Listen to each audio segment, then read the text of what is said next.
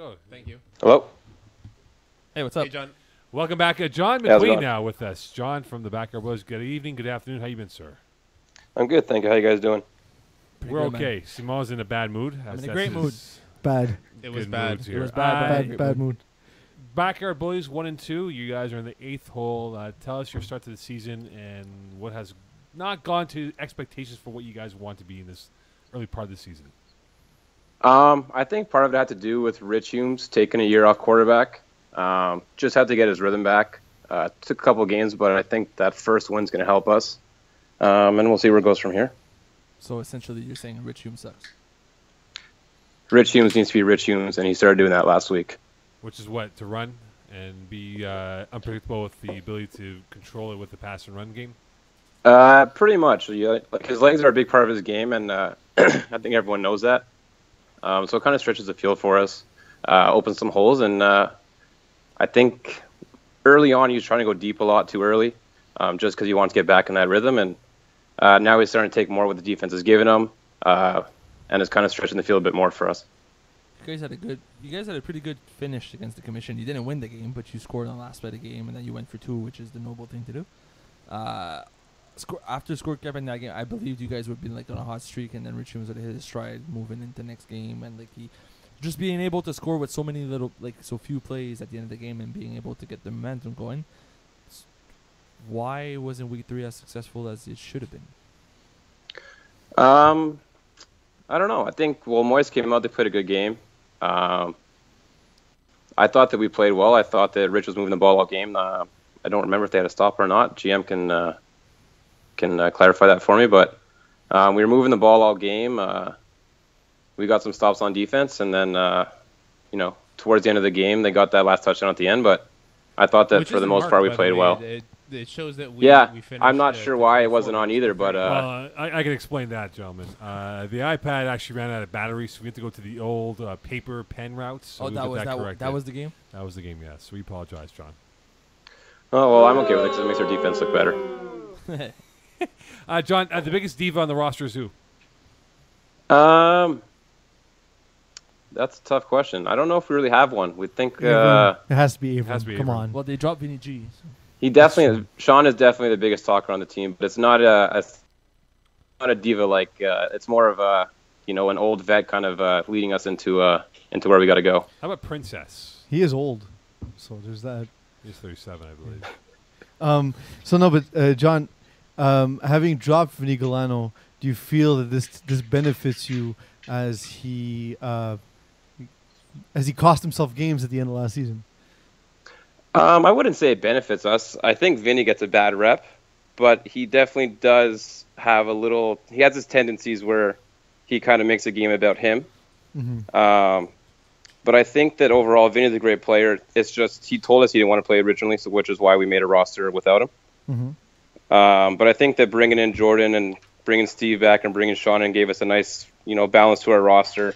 And I think that it's working well for us. And Vinny's having a good year, which I'm happy to see personally because he's a good friend of mine. But I think losing Vinny is definitely a big loss. But I like what we did to kind of fill those holes.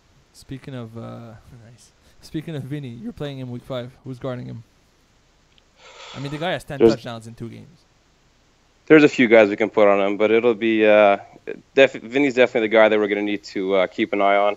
I don't know if it's going to be one guy specifically because we like to switch up our coverages to throw new looks at every QB, but there'll be a few guys that are definitely going to need to key in on Vinny.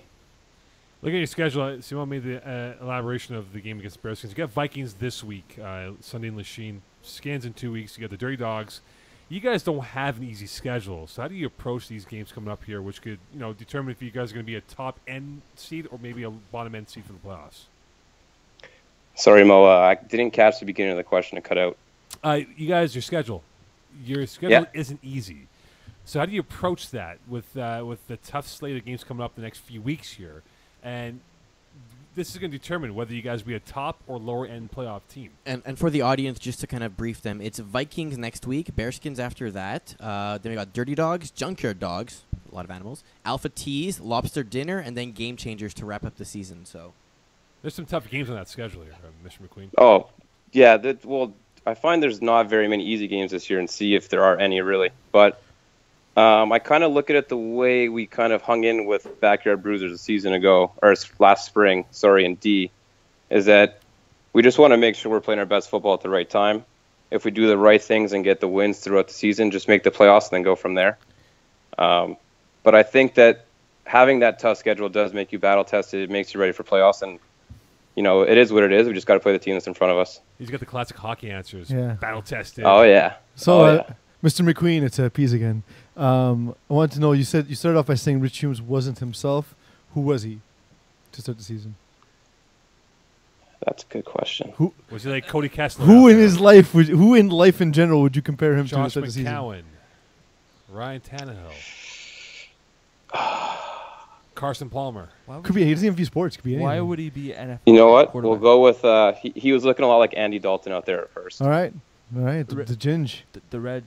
The Red Rockets. No, it's not a rocket. BB The gun. red rocket candy. The red BB gun. Yeah. All right. Before we let you go here, Mr. Jonathan McQueen, here with us on Calling the Audible. Backyard Blues will win this division because of what?